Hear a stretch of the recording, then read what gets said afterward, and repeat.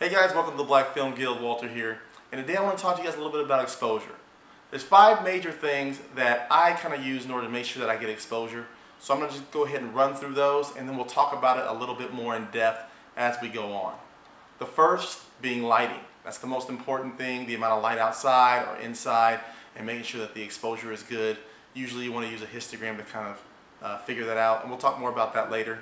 The second being the focal length of the lens. That has to do with the length of the lens, how close it is, how far it is. Usually when you get into your more telephoto lenses, you have less light, and so that's something that's going to play into how you're going to be able to capture light to the sensor. The third thing being the sensitivity of the sensor, right? So let's say, for example, I'm shooting and I have everything set up, but I have to crank the ISO all the way up and the sensor's super sensitive, and how that's going to affect the image. So I'm going to talk a little bit more about that later on, but that's a third thing. The fourth thing I would say is the aperture, and you guys know that that's the part of the lens where you can kind of, that's the amount that kind of controls how much light is touching the sensor. So you can make it wide open, which allows more light, or you can close it down to allow less light. And we'll talk about how you can manipulate that as well. And the fifth and final thing is going to be your ND filters. If you're shooting video, this is something that some DSLRs don't have, and you have to end up screwing on something on the end of the lens, and it can become such a drag. So one of the things that I do now, one of the things that I kind of can't live without, is ND filters. Once you have them on the camera, it's really hard to go back. So let's go ahead and break down those 5 things right now, and we'll kind of see how you guys feel after this. So the first thing that we talked about was light, right? So just to let you guys know, the light outside, this is an exposure factor that it's going to highly affect what you do when you do it. And so for me personally, I tend to actually record either early in the morning or in the afternoon when it's kind of golden and the light is kind of flat. That way I have more control over kind of what I want to do and the look. Sometimes, especially when you're a single shooter, you don't have a flagger or someone to help you.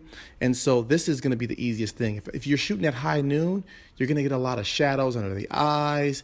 It's going to be really hard to get the exposure right. It might be too harsh in some areas, and you're going to find a lot of issues with that. A histogram will help, but it's really hard to get that look that you might be wanting to get at high noon.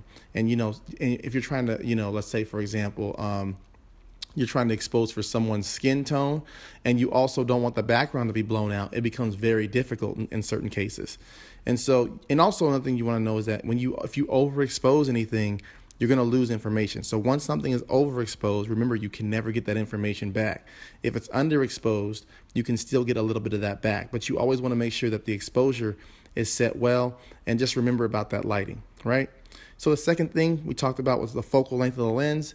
If you have, let's say, for example, a prime, a 35 millimeter, it's probably going to be able to allow more light in there, compared to, let's say, for example, a 3,000 millimeter lens that can zoom in very tight. The aperture of the 3,000 millimeter is going to be much less, going to allow much less light than the 35 millimeter. So that's just something to remember. The sensor sensitivity was another thing that I talked about, was the exposure factor, and that has to do with the sensitivity of the sensor that's capturing everything, right?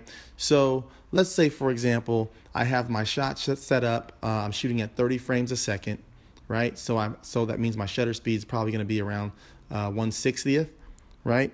And the picture is underexposed. Well, I can actually increase the sensitivity of the sensor, and that will allow more light to be captured by the sensor.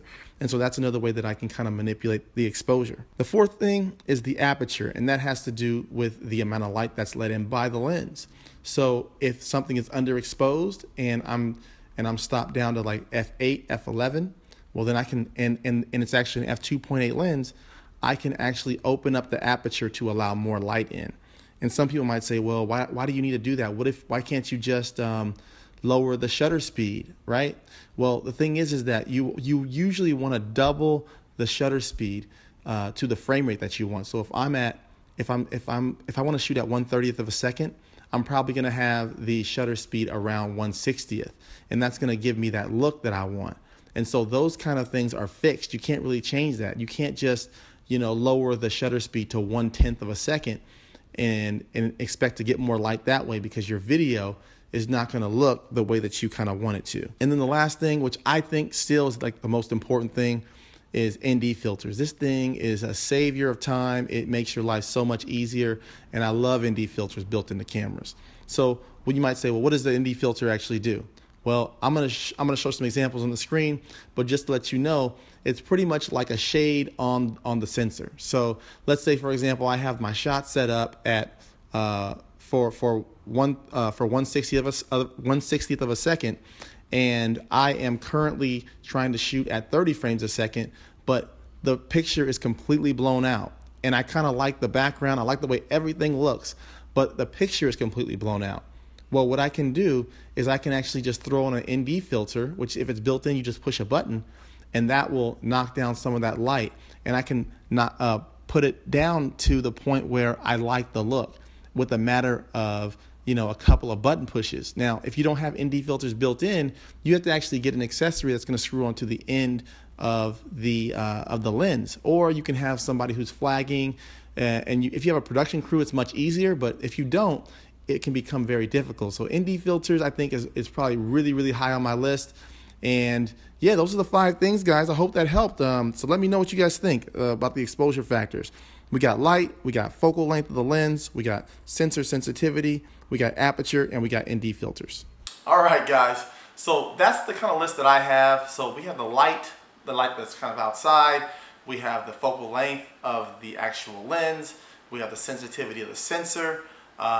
We have the aperture, and then we have the ND filters. Those are the 5 things that I kind of use to manipulate the light or to get the proper exposure. But I might have missed something. Maybe you guys have something that you guys know that I don't, or maybe something that I forgot. Please leave a comment below and let me know what you think. Let me know if there's something that I missed. And also let me know what video you want me to shoot next. I hope this was helpful to you guys. I know that for me, when I was starting out, I would have loved to know this information rather than trial and error. So please give me a like and remember to subscribe, and I hope to see you guys again here soon.